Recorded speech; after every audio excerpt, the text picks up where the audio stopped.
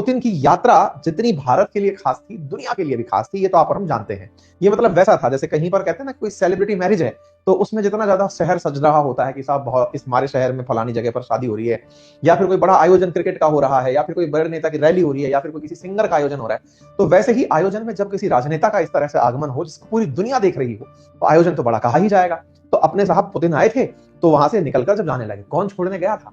तो जयशंकर साहब इन्हें छोड़ने गए थे। इन बातों के बाद में क्या और ऐसी चीज निकल कर आई जिसको कि दुनिया ने देखा? तो साहब इस कार्यक्रम के बाद हुई चर्चाओं में वेस्ट ने यानी कि पश्चिमी देशों ने इसे बैलेंसिंग एक्ट की तरह से लिया कि भारत ने अमेरिका और रूस को बैलेंस करने में कामयाबी ले ली। अर्थात भारत ना तो रूस का बुरा बना इस यात्रा से और ना ही अमेरिका का। रूस को इतना भी नहीं दे दिया जिससे कि अमेरिका नाराज हो जाए, और रूस से इतना कम भी व्यवहार नहीं रखा कि रूस नाराज हो जाए। भारत दोनों को मनाए चलने में कामयाब हुआ, और ये बात हमारे विदेश मंत्रालय की तरफ से भी कही गई कि हम लोग प्रॉपर तरीके से काम कर रहे हैं। हालांकि इस बात को अमेरिका के कुछ लोगों ने अमेरिका के खिलाफ ही माना, ट्रंप के फेलियर के रूप में।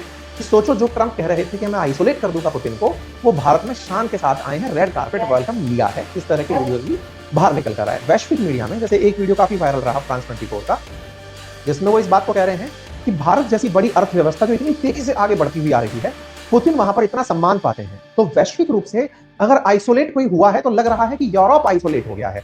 पुतिन तो पूरी दुनिया में चल ही रहे हैं, जहां मन में आता है वहां पहुंच जाते हैं।